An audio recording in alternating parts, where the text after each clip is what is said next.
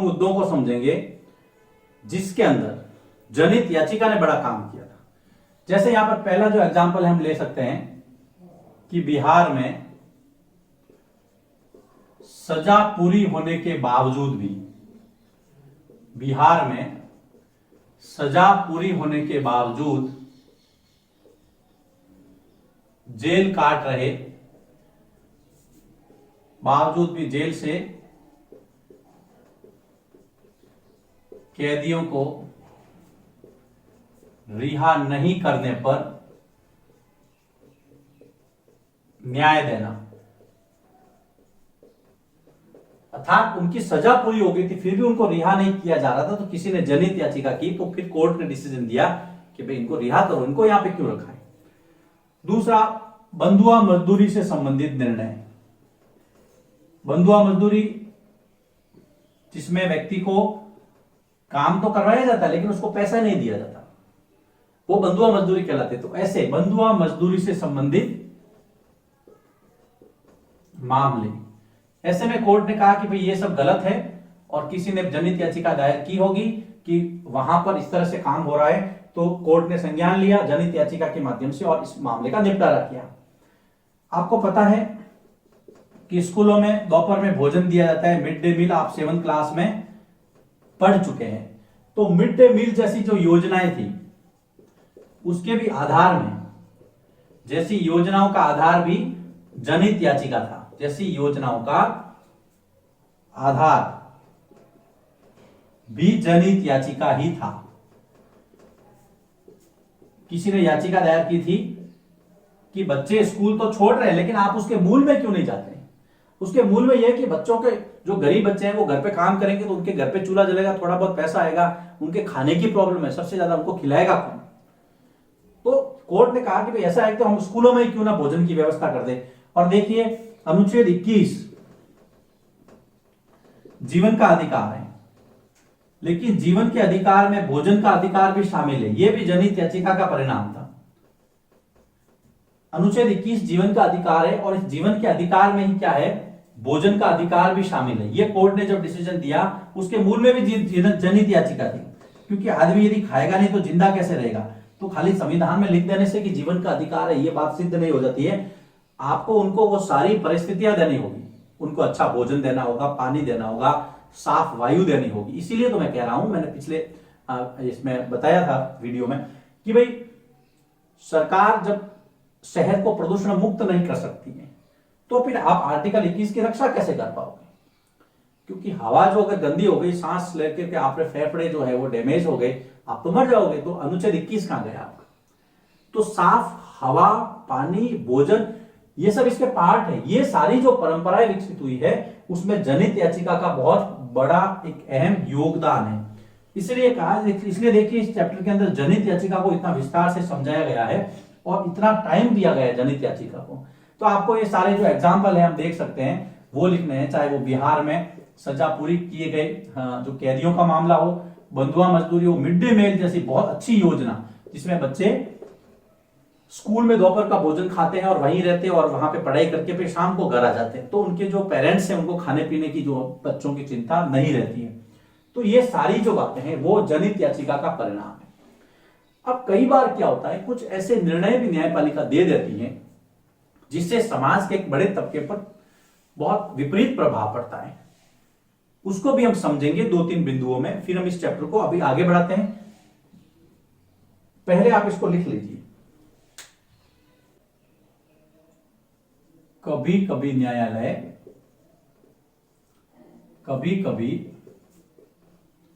न्यायालय ऐसे निर्णय भी दे देते हैं, ऐसे निर्णय भी देते हैं जिससे एक तो जो फुटपाथ पे जो सामान बेचते हैं, फुटपाथ पर सामान बेचने वाले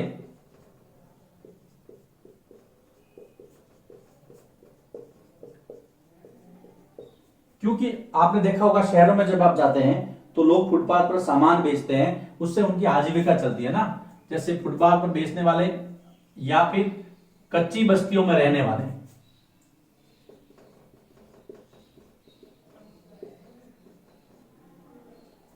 कच्ची बस्तियों में रहने वाले लोगों के जीवन पर असर पड़ता है। ये आपने दो प्रकार के जो डिसीजन देखे हैं, इस डिसीजन में क्या होता है देखिए, कोर्ट ने कहा कि भाई कच्ची बस्तियां जो है उनको हटा दी जाए, कि वो अवैध है, वो तो ठीक है, लेकिन जो वहां पे इंसान रह रहा है उसका क्या होगा, उसके परिवार का क्या होगा, उसके लिए वैकल्पिक व्यवस्था आपने क्या की। तो कभी कभी जो डिसीजन होते, मान लीजिए डिसीजन दिया कि जब फुटपाथ पे जो सामान बेचते हैं रोड के दोनों तरफ, उनको वहां से हटा दिया जाए, क्योंकि यातायात काफी प्रभावित हो रहा है, लोगों को परेशानी हो रही है, वो तो ठीक है, लेकिन जो फुटपाथ पे जो व्यक्ति सामान बेच रहा है, उसको बेच करके जो पैसा अपने घर में ले जा रहा है, जिससे उसके बच्चे की स्कूल की फीस दी जाती है, उसके घर में चूल्हा जलता है, उसके बच्चों को कपड़े मिलते हैं, वो सारी सुविधाएं वो कहां से लाएगा। तो ये सारी चीजें कभी कभी सोचने वाली होती है कि कभी कभी जो न्यायालय के जो निर्णय होते हैं वो एक बहुत बड़े जनमानस को या जनता के जो जीवन को प्रभावित कर देते हैं। तो इस मामले में भी एक दूसरे दृष्टिकोण से देखने की आवश्यकता है। हालांकि इसमें सरकार बहुत प्रयास करती है कि भाई जो बस्तियां जैसे कच्ची बस्ती हटा दी, तो कोर्ट खुद ही कई बार कह देती है कि पहले इनकी व्यवस्था करो उसके बाद में। क्यों? क्योंकि ये जो है ये सारी व्यवस्था विकसित हुई है एक केस के द्वारा। ये केस है ओल्गा टेलिस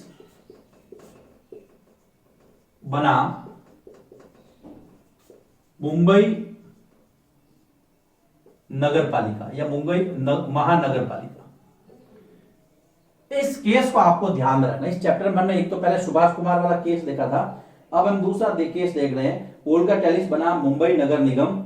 उसमें ओल्गा टेलिस बनाम मुंबई नगर निगम, ये लिख लेना, ये केस। इस केस के अंदर अनुच्छेद 21 की विस्तृत व्याख्या की गई, ध्यान रखना। अनुच्छेद 21 जीवन का अधिकार है और इस अनुच्छेद 21 की विस्तृत व्याख्या इसमें की गई है। इसको और विस्तार दिया गया और इस विस्तृत व्याख्या में जो आजीविका का अधिकार है, आजीविका आदमी के कमाने का जो अधिकार है, आजीविका का जो अधिकार है उसको जीवन के अधिकार का हिस्सा माना गया या जीवन के अधिकार के रूप में देखा गया। बहुत बड़ी बात है ये। ओल्गा टेलिस बनाम मुंबई महानिगम नगर निगम केस में, मुंबई नगर पालिका केस में नगर निगम लिख देते हैं यहां और बेटर रहेगा, मुंबई नगर निगम।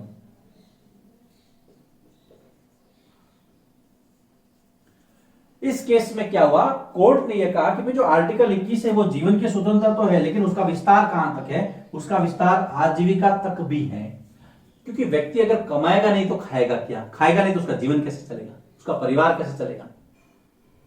तो जब आप फुटपाथ पर रहने वाले लोगों को हटाते हो तो उनके लिए व्यवस्था कर दी है। क्यों? क्योंकि उससे उनका आर्टिकल 21 प्रभावित होगा। अगर यहां पर ऐसी अब कोई चीज होती है तो सीधा हम इस केस का हवाला देते हैं कि ओल्गा टेलिस वाले मामले में कोर्ट ने यह कहा है आजीविका का अधिकार अनुच्छेद 21 है। पहले आप उनकी आजीविका का इंतजाम कीजिए, उनको रोजगार का इंतजाम कीजिए। अगर उनको आप फुटपाथ से हटा रहे तो कहां पे ले जा रहे हो वो तो बताओ, कि हमने उनको ये जगह दी है यहां पर ये व्यापार कर सकते हैं। अगर वो आजीविका ही नहीं होगी तो व्यक्ति जो है वो कुंठित हो जाएगा, उसका परिवार है वो भूखे मर जाएगा। तो फिर आपने तो यहां पर उनको उजाड़ दिया बसाने की बजाय। इस केस को भी आपको ध्यान में रखना है। लिखो इसको, फिर इसको हम और थोड़ा आगे बढ़ाते हैं। अब देखिए न्यायालय या न्यायपालिका के निर्णयों के आधार पर कुछ परंपरा या कानून कैसे विकसित होते, कैसे बन जाते हैं।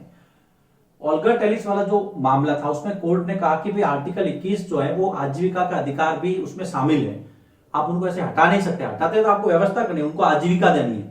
तब जो 2014 के अंदर जो कानून बना, ये मैंने यहां पे लिखा है, आपको घबराने की आवश्यकता नहीं। इतना बड़ा नाम देख करके आप डिप्रेशन में मत आना। एक एक चीज बताता हूं, बहुत ईजी है। देखिए स्ट्रीट वेंडर्स, स्ट्रीट का मतलब होता है गली मोहल्ले या जो फुटपाथ है वहां पर स्ट्रीट वेंडर्स सामान बेचने वाले, उसके लिए एक्ट अधिनियम है। हिंदी में उसको हम पथ विक्रेता कहते हैं। फुटपाथ पर जो सामान बेचते हैं उनके लिए कानून बना। क्या था इसमें, उनकी आजीविका को संरक्षण देना है। जीविका, आजीविका जो वो कमाते हैं उनको संरक्षित करना है, उनको सुरक्षित करना है। और उनका जो पथ विक्रय है, जो वहां पर वो सामान बेचना है, उससे संबंधित ये कानून है, ठीक है ना। उसको हमें रेगुलेट करना है, विनियमन, उसको रेगुलेट करना है, उसमें कहीं कोई कमी पेशी नहीं होनी चाहिए, उनको संरक्षित करना है। इंग्लिश में इसने कहा कि street vendors protection of livelihood and regulation of street vending act 2014। इसमें मामला क्या था, इसके अंदर जो कानून बना है 2014 में, ये कानून पथ विक्रेताओं जो फुटपाथ पर जो सामान बेचते हैं, जो गली मोहल्लों में सामान बेचते हैं, उनके लिए था, उनकी आजीविका को सुरक्षित करना था। सरकार ने बहुत अच्छा कदम 2014 में लिया कि यदि आप उनको वहां से विस्थापित करते हैं तो उनकी व्यवस्था कीजिए। अब करनी ही पड़ेगी क्योंकि कानून बना हुआ है, आप ऐसे किसी को नहीं हटा सकते हैं, किसी की आजीविका को खतरे में नहीं डाल सकते, उसके परिवार को रोड पे नहीं ला सकते। अब इस कानून के द्वारा देखिए फायदा किसको हुआ। इस कानून के अंदर जो फेरी वाले थे और जो फुटपाथ पर जो सामान बेचने वाले थे, है ना, इसमें हम लिख सकते हैं इस कानून द्वारा एक तो फेरी वाले जो थे, इस कानून द्वारा फेरी वालों तथा फुटपाथ पर जो सामान बेचते हैं सड़क के दोनों किनारे तथा फुटपाथ पर सामान बेचने वालों को सामाजिक सुरक्षा दी गई। बहुत अच्छे अच्छे शब्द हैं, देखिए सामाजिक सुरक्षा मतलब उनके समाज में रहने की जो स्थिति है उसको सुरक्षित किया गया। सामाजिक सुरक्षा, बेचने वालों को सामाजिक सुरक्षा दी गई। साथ में क्या हुआ, तथा उनके आजीविका का जो अधिकार था, तथा उनके आजीविका के अधिकार को, तथा उनके आजीविका के अधिकार को संरक्षित किया गया, सुरक्षित किया गया, महफूज रखा गया, कोई आंच न आने पाए उनकी आजीविका पर, इस तरह का प्रावधान किया। हेडिंग आपको ध्यान रखना है, स्ट्रीट वेंडर्स एक्ट, पथ विक्रेता जीविका संरक्षण और पथ विक्रय। साल याद रखना है 2014, उसका उद्देश्य याद रखना है आपको, बहुत इंपॉर्टेंट है। फेरी वाले, फुटपाथ पे सामान बेचने वाले, सामाजिक सुरक्षा देना और उनकी जो आजीविका है उसका अधिकार है उसको संरक्षित करना है। अनुच्छेद 21 से इसको जोड़ना है जीवन के अधिकार से, यह आपको ध्यान में रखना है। पहले सुधा वाला केस था, फिर ओल्गा टेलिस वाला केस आया, अब 2014 का ये कानून आपको ध्यान रखना है जो फेरी वालों के लिए बना। अगर मैं एग्जाम में पेपर बनाता हूं मैं इसको जरूर दूंगा क्योंकि ये प्रैक्टिकल लाइफ का क्वेश्चन है। हमें से बहुत सारे जो लोग हैं इससे संबंधित है, हमारा जीवन इससे संबंधित है। लिखिए इसको, फिर मैं इसको आगे बढ़ाता हूं। अब हम बात करते हैं इस अध्याय का सबसे जो लास्ट टॉपिक है, इंसाफ में देरी इंसाफ का कत्ल। मैंने आपको पहले भी बताया था कि मान लीजिए कोई व्यक्ति ने मुकदमा दायर किया, मुकदमा 25 साल चला, 25 वर्ष में वो तो उसकी तो डेथ हो गई, वो तो मर गया। अब उसके बेटों ने वो केस लड़ा, उसके बेटे भी बूढ़े होने को आगे, फिर उसका डिसीजन आता है, तो न्याय तो मिला, लेकिन न्याय में देरी, न्याय भी समय पर मिलना चाहिए। तो इसको हम लिख सकते हैं, कभी कभी ये प्रश्न आ जाता है छोटा सा कि इससे आप क्या समझते हैं, तो आपको लिखना है कि न्यायपालिका द्वारा निर्णय देने में देरी होने पर न्याय का महत्व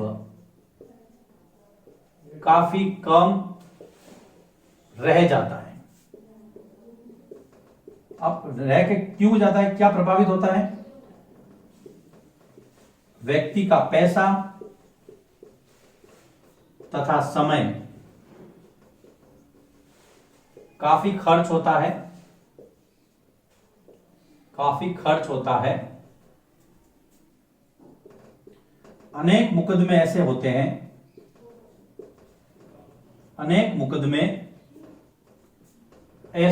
हैं,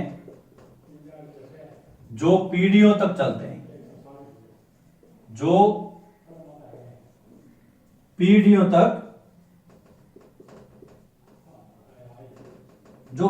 चलते हैं। एक पीढ़ी के बाद दूसरी पीढ़ी भी उसको लड़ती है, केस खत्म नहीं होता है। तो जब आप इतना टाइम लगा रहे तो फिर वो इंसाफ में देरी हो गई, मतलब इंसाफ तो कत्ल हो गया। जिस व्यक्ति को उसकी जरूरत थी उसको तो आपने दिया ही नहीं, उसके आने वाले पीढ़ियों को। लेकिन देखिए न्यायिक प्रक्रिया है, संविधान के दायरे में रह करके माननीय न्यायाधीश काम करते हैं। तो कहीं ना कहीं ये हम कह सकते हैं कि इंसाफ का कत्ल है। इस प्रकार यह कहा जा सकता है, यह कहा जा सकता है कि इंसाफ में देरी इंसाफ के कत्ल के समान है, इंसाफ के कत्ल जैसा है। ये आपको पता रखना है। ये 2-3 बिंदु आपको बनाना है इसके अंदर। अब देखिए इतना कुछ होने के बावजूद भी न्यायपालिका के महत्व को हम कम नहीं कर सकते। न्यायपालिका ने भारत के लोकतंत्र को काफी मजबूती दी है। न्यायपालिका ने समय समय पर सिद्ध किया है कि आदमी या जो जनता है वो सर्वोच्च, उसका हित सर्वोच्च है, संविधान सर्वोच्च है। कभी भी जो व्यवस्थापिका या कार्यपालिका ने संविधान के दायरे से बाहर जाने का प्रयास किया तो न्यायपालिका ने उसको वापस शक्ति दिखाते हुए कहा कि नहीं, लाइन में रहिए, लाइन छोड़ के मत जाइए। तो न्यायपालिका की वजह से लोकतंत्र मजबूत है, लोगों का न्यायपालिका पर भरोसा। इसलिए देखिए आपके और मेरे साथ कोई भी घटना होती है तो हम सीधे यही कहते हैं कि मैं कोर्ट में जाऊंगा, क्योंकि कोर्ट पे हमें भरोसा है, न्यायपालिका पे हमें भरोसा है। तो वो भरोसा न्यायपालिका ने लगातार बनाए रखा है। यही वजह है कि विश्व का सबसे बड़ा लोकतंत्र भारत अपनी विशेष न्यायपालिका के लिए जाना चाहता है।